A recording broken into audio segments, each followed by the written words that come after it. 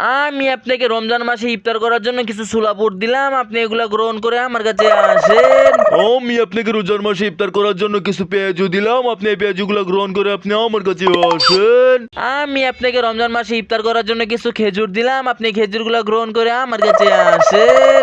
আমি আপনাকে রমজান মাসে ইফতার করার জন্য কিছু আপেল দিলাম, আপনি এই আপেলগুলো গ্রহণ করে আমার কাছে আসেন। আমি আপনাকে রোজার মাসে ইফতার করার জন্য কিছু মুড়ি দিলাম, আপনি এই মুড়িগুলো গ্রহণ করে আপনি আমার কাছে আসেন।